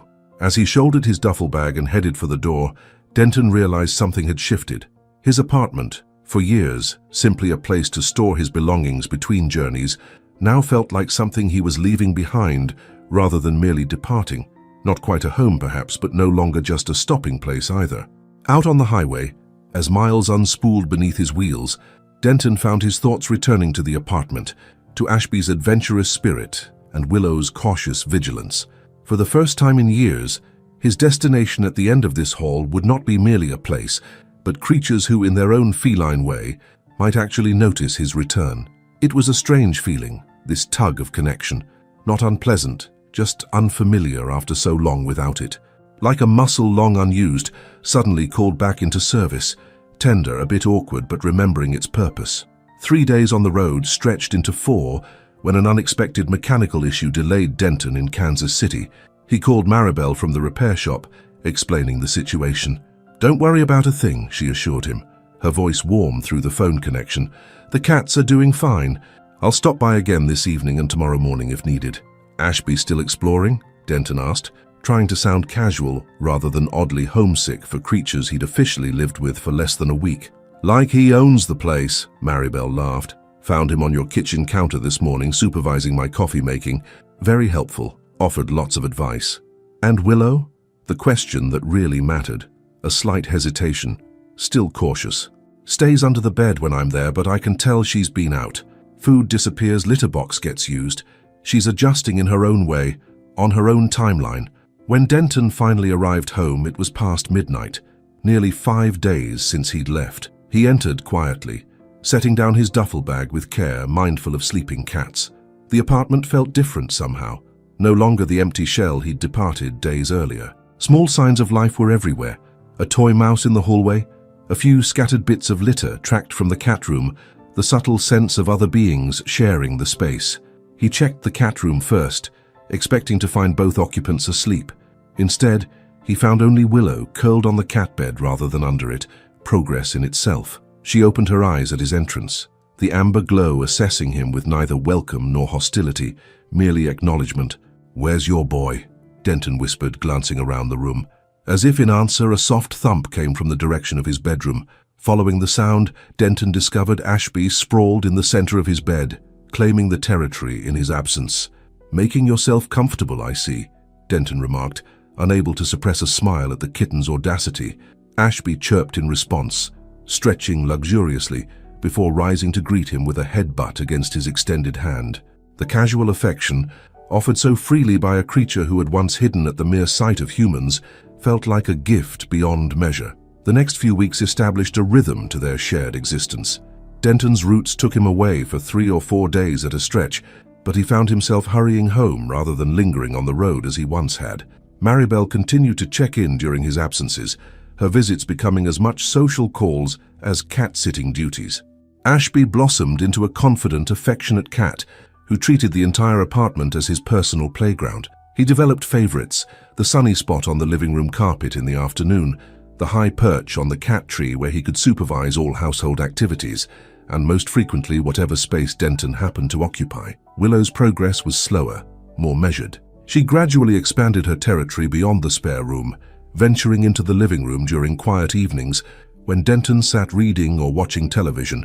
She preferred elevated spaces, the top of the refrigerator, the bookshelf near the ceiling, positions that allowed observation without vulnerability.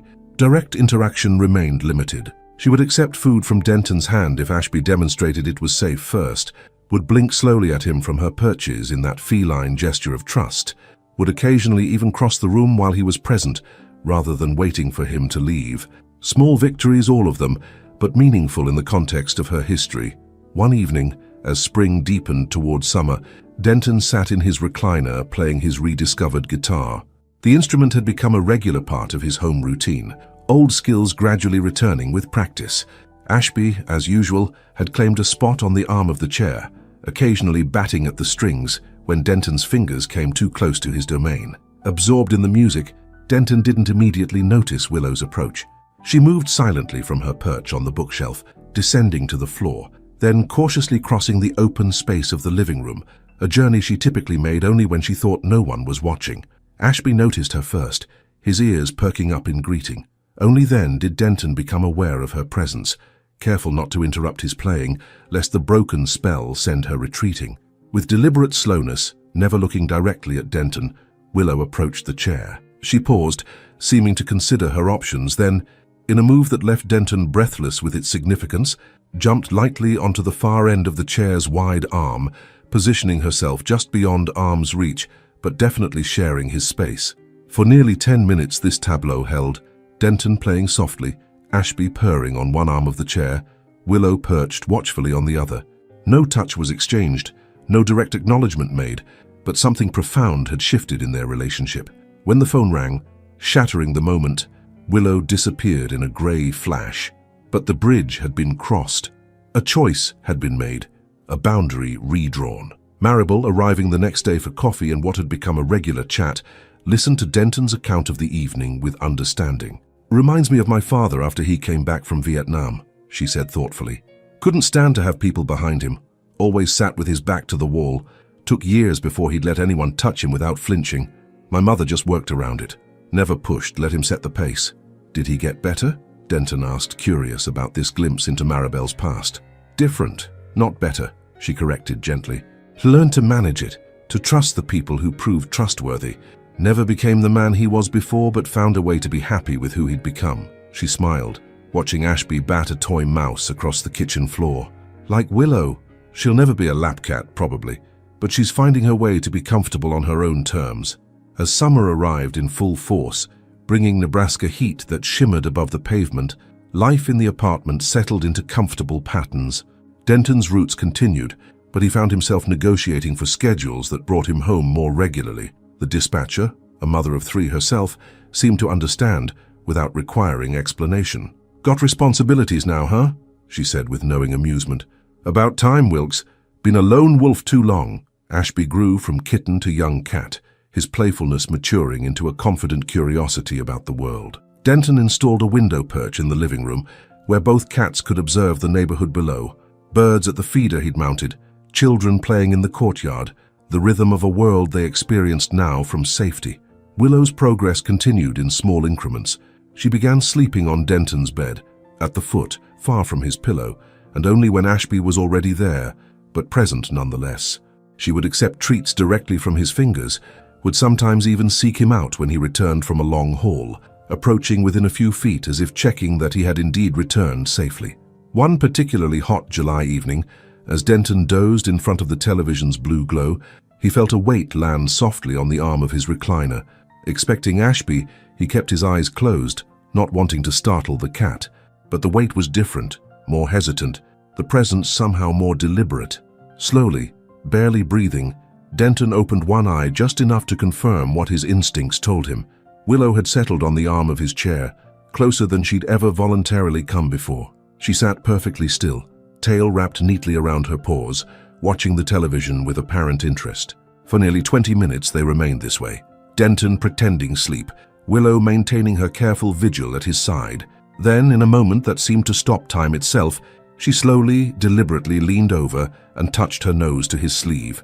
The briefest contact, gone almost before it registered, but unmistakable in its intent. Connection, acknowledgement, the beginning of trust.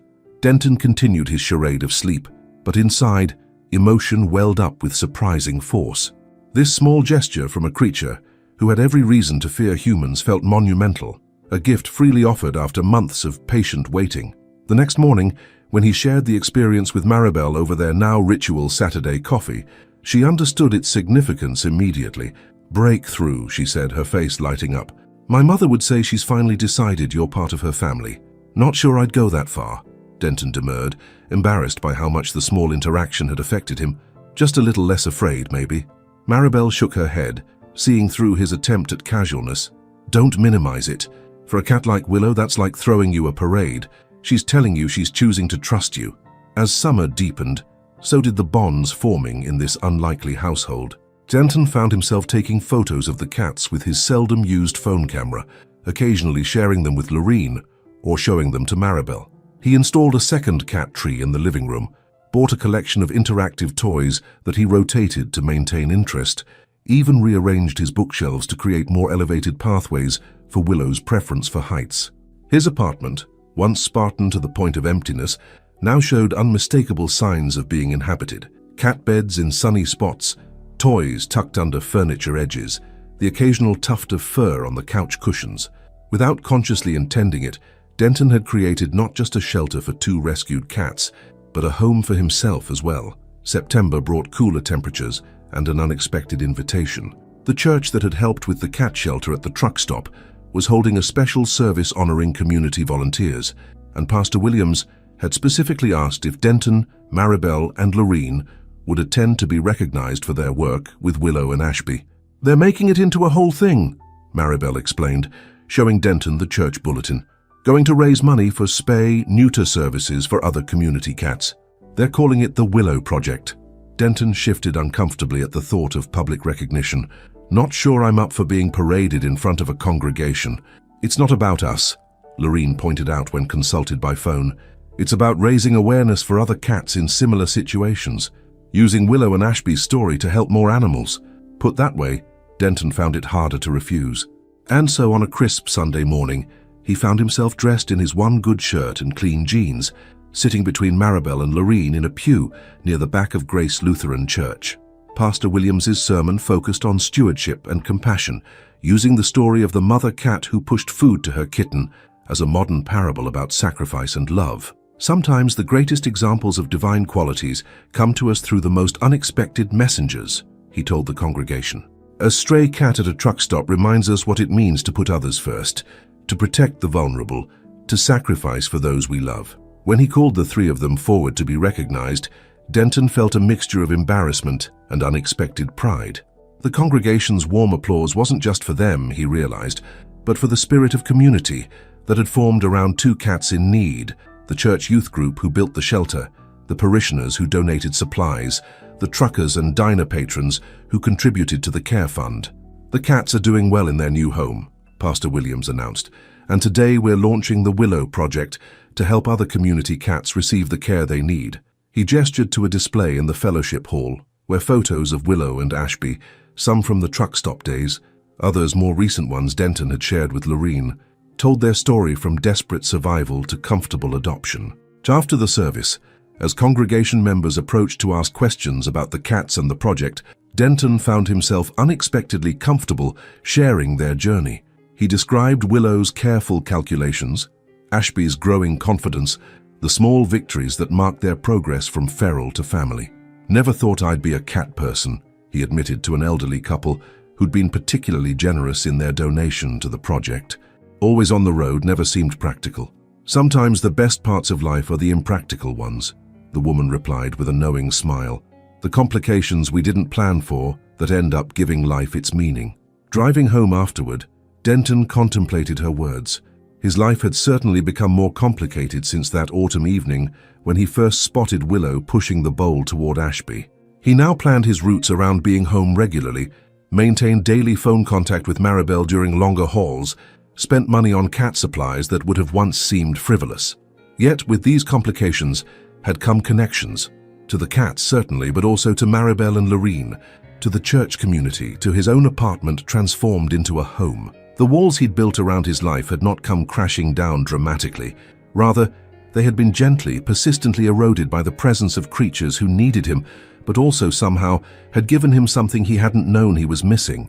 That evening, as he sat in his recliner with Ashby curled contentedly on his lap and Willow in her now customary spot on the arm of the chair, Denton felt a sense of rightness that had eluded him for years.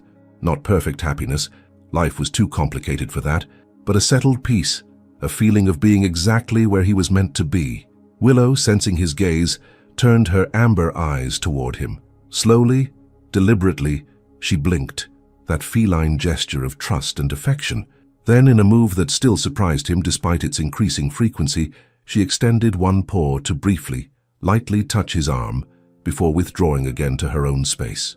A small gesture, perhaps meaningless to an outside observer, but to Denton, who had witnessed her journey from desperate survival to cautious connection, it represented everything that mattered: trust freely given, boundaries respectfully maintained, companionship offered on her own terms. In that moment, the question that had haunted him since the beginning found its answer. Who had rescued whom? Winter returned to Nebraska, the wheel of seasons completing its turn since Denton had first spotted Willow and Ashby at the truck stop. Snow blanketed Omaha, transforming the city into a landscape of white, broken only by the dark ribbons of plowed streets and the colorful lights of holiday decorations. Inside Denton's apartment, no longer just his but theirs, warmth and comfort prevailed. The once sparse living room now featured a small Christmas tree, a concession to Maribel's insistence that the cats would enjoy the lights. Indeed, Ashby had appointed himself guardian of the tree, batting gently at the lower ornaments and occasionally attempting to scale its heights before Denton's gentle redirection. Willow observed these antics from her favorite perch atop the bookshelf, her amber eyes reflecting the colored lights.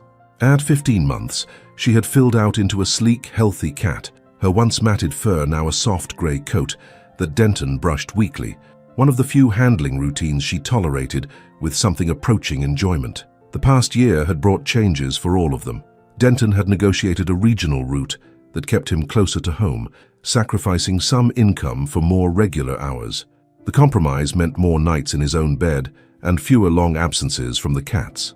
It also allowed for a standing Saturday morning coffee with Maribel, which had evolved from cat-sitting check-ins to a friendship that anchored his week. Ashby had matured into a confident, affectionate young cat who greeted visitors with enthusiasm and considered himself the official welcoming committee of the apartment. His favorite perch was Denton's shoulder, from which he supervised cooking, bill-paying, and guitar practice with equal interest. Willow remained more reserved, but the boundaries of her comfort had expanded considerably. She no longer hid when Maribel visited, would accept treats directly from Lorene's hand during her occasional check-ins, and had developed a surprising tolerance for the monthly visits from Pastor Williams, who had appointed himself unofficial chaplain to the cats who had inspired the Willow Project. That project had taken on a life of its own. What began as a church fundraiser for spay-neuter services had evolved into a full community initiative, partnering with Lorene's shelter to provide care for feral and community cats throughout the county. The truck stop where it all began now featured a permanent weatherproof feeding station maintained by volunteers, including Clarkson, whose initial resistance had transformed into enthusiastic support when corporate headquarters featured the project in their community relations newsletter. On this particular December evening, as snow fell softly outside the window, Denton was preparing for a special visit. Lorene had called earlier, her voice vibrating with barely contained excitement. "You'll never guess who I'm bringing to see you tonight," she'd said. "Just had a family surrender at the shelter. Mother, cat and kitten. The resemblance is uncanny. Has to be related to your two somehow." Now, hearing a knock at the door, Denton rose from his recliner, gently displacing Ashby from his lap. "Company," he explained to the indignant cat. Willow, true to form, had already disappeared at the sound of the knock, retreating to her safe space in the bedroom. Lorene entered with a cat carrier, stamping snow from her boots. "Sorry I'm late. Roads are getting bad out there." She set the carrier down carefully in the center of the living room. "Where should we do introductions?" "Bedroom might be best," Denton suggested. More contained, and Willow's already in there. They carried the carrier into the bedroom, where Willow watched warily from beneath the dresser. Ashby, curious as always, followed closely, sniffing at the carrier with undisguised interest. "The shelter got a call from a family about 40 miles from your truck stop," Lorene explained as she prepared to open the carrier door. They'd been feeding a stray who showed up with a kitten. "Sound familiar?"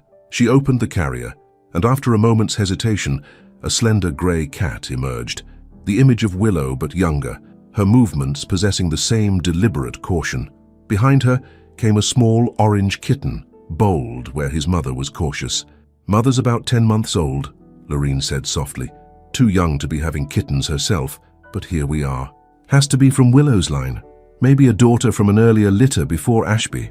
Denton watched in fascination as history seemed to repeat itself.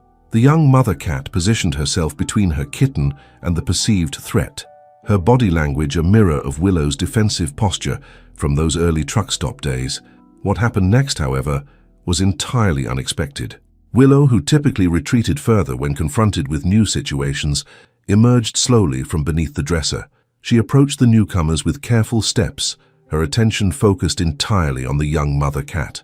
The two grey cats regarded each other, a moment of recognition passing between them that transcended human understanding. Then, in a gesture that brought tears to Denton's eyes, Willow moved to the side, creating a clear path between her possible offspring and the water bowl in the corner. "My God," Lorene whispered, "it's exactly like what she did for Ashby." Denton finished, his voice rough with emotion, making sure the little one gets what's needed first. The orange kitten, taking advantage of this tacit permission, bounded toward the water bowl, lapping eagerly while his mother maintained her vigilant posture. Ashby, now a dignified adolescent, observed this scene from atop the cat tree, his posture suggesting curiosity rather than territorial concern. "I know this is sudden," Lorene said, turning to Denton with an apologetic expression, "but they need a foster home while we look for a permanent placement. Given the family connection, if that's what this is, I thought perhaps..." Denton didn't need to hear the rest. "They can stay," he said simply, "for as long as needed."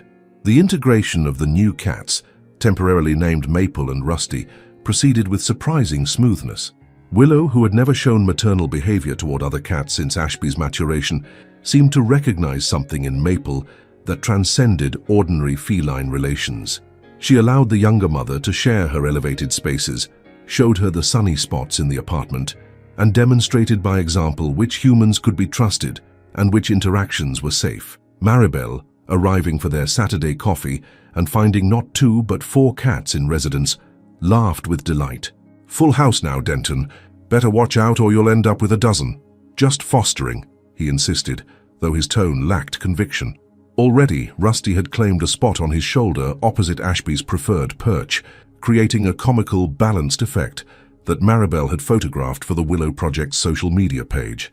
As Christmas approached, Denton found himself reflecting on the year's journey. From a solitary trucker who noticed a small act of sacrifice beside a dumpster, he had transformed into the center of an expanding circle of care, not just for the cats who shared his home, but for the community that had formed around their story.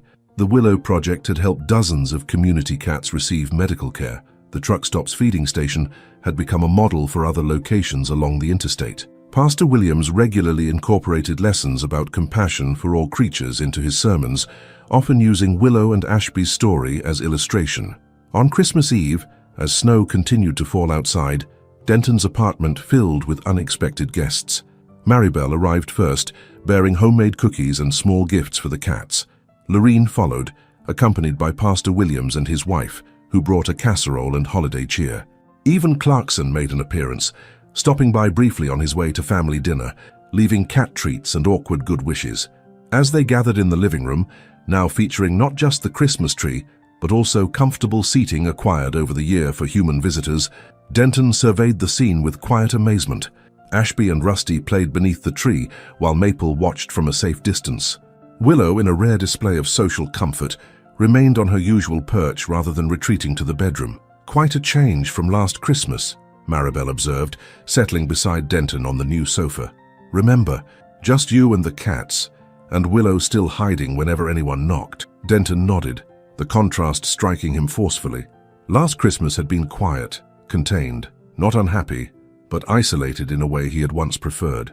Now his apartment hummed with conversation, laughter, the comfortable chaos of connection. "Never thought it would lead here," he admitted. "That night at the truck stop, seeing Willow push that bowl toward Ashby just seemed like something I couldn't walk away from.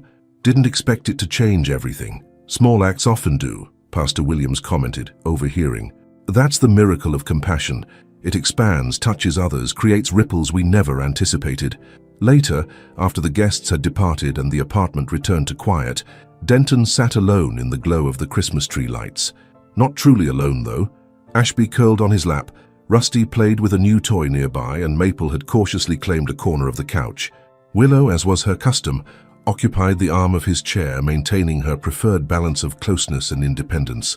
But tonight, perhaps influenced by the holiday spirit or simply the culmination of a year's growing trust, she did something unprecedented. Slowly, deliberately, she rose from her seated position, stretched, and then, in a move that left Denton holding his breath, settled against his side, her warm weight leaning into him with unmistakable intent. Not on his lap, not fully surrendering her independence, but choosing connection on her own terms. Denton remained perfectly still, savoring this moment of freely offered trust.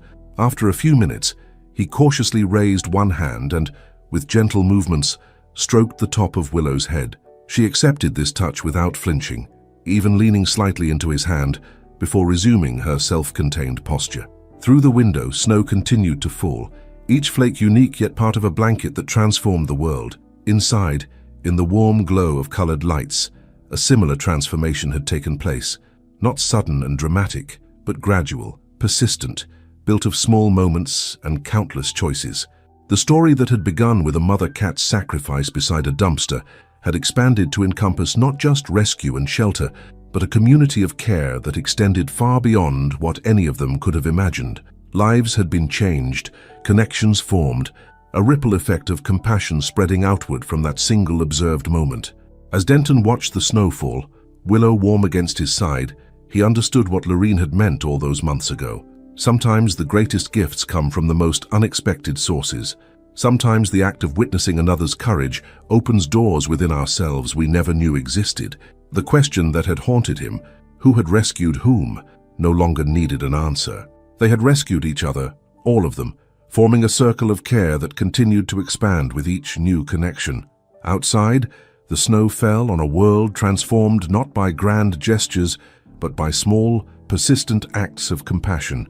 Inside, in the quiet warmth of what had truly become home, Denton Wilkes, no longer just a solitary trucker passing through life, but a man anchored by meaningful connection, understood that some journeys never really end. They simply open doors to new beginnings, one small step at a time, and perhaps that was the real miracle, not just what he had witnessed that autumn night at the truck stop, but what continued to unfold, day by day, in the ordinary miracle of lives intertwined, each making the other better for the connection.